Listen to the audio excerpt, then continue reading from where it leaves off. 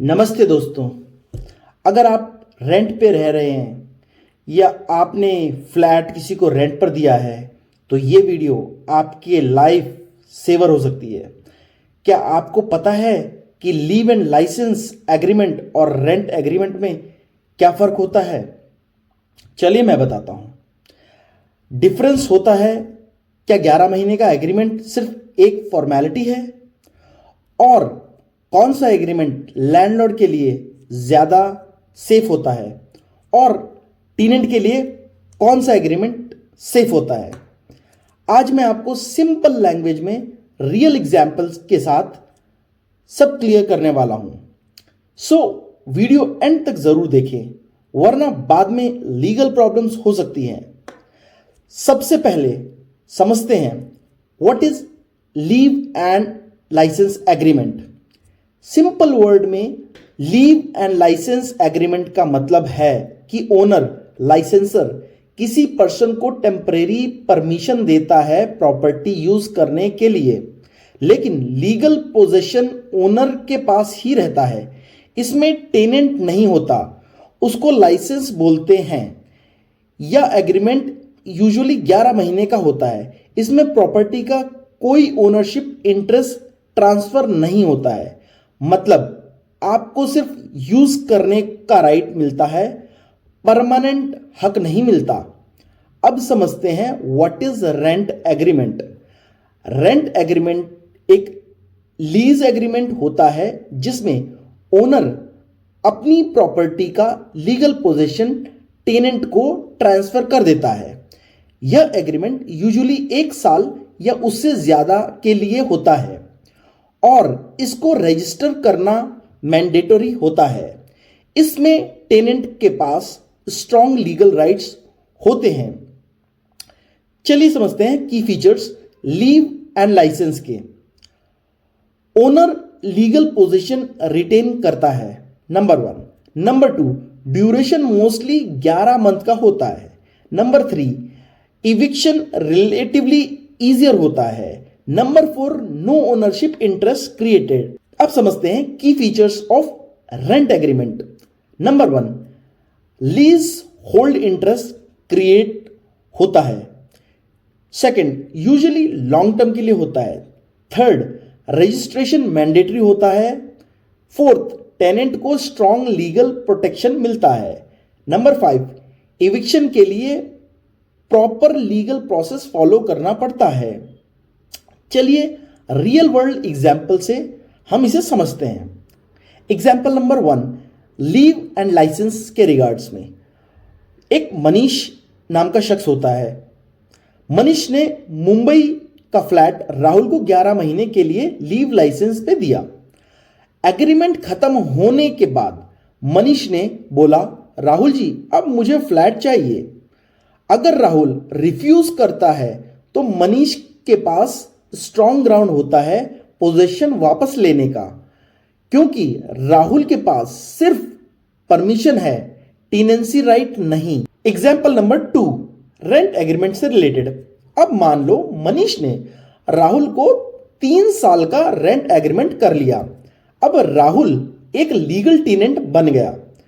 अब अगर मनीष बीच में फ्लैट वापस लेना चाहे तो उसका लीगल एविक्शन प्रोसेस फॉलो करना पड़ेगा।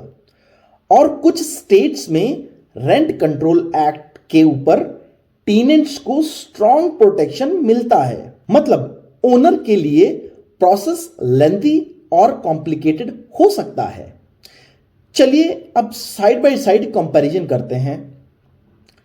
Possession, rent agreement possession tenant को ट्रांसफर होता है। लीव एंड लाइसेंस में पोजेशन लीगली ओनर के पास रहता है। ट्रांसफरेबिलिटी, टेनेंट कभी कभी सबलेट कर सकता है। टर्मिनेशन, लाइसेंस इजीली टर्मिनेट हो सकता है। Lease, legal eviction procedure required. Legal protection, tenant strong protection. Leave and licence में लिमिटेड प्रोटेक्शन। अब समझते हैं 11 मंथ का एग्रीमेंट ही क्यों होता है। अब सबसे बड़ा सवाल, हर जगह 11 महीने का एग्रीमेंट ही क्यों होता है? सिंपल सा इसका रीजन है, इंडिया में अगर लीज 1 साल से ज्यादा का होता है तो रजिस्ट्रेशन एक्ट के अंडर रजिस्ट्रेशन मैंडेटरी हो जाता है। रजिस्ट्रेशन में एक्स्ट्रा कॉस्ट, स्टैम्प ड्यूटी और लीगल कंप्लायंस आता है, इसीलिए लोग 11 महीने का लीव एंड लाइसेंस प्रेफर करते हैं। चलिए, कौन सा एग्रीमेंट बेटर है लैंडलॉर्ड के लिए? लीव एंड लाइसेंस ज्यादा फ्लेक्सिबल है, पोजेशन रिकवरी इजी है, लीगल कंट्रोल स्ट्रांग रहता है। अब टेनेंट की बात करते हैं।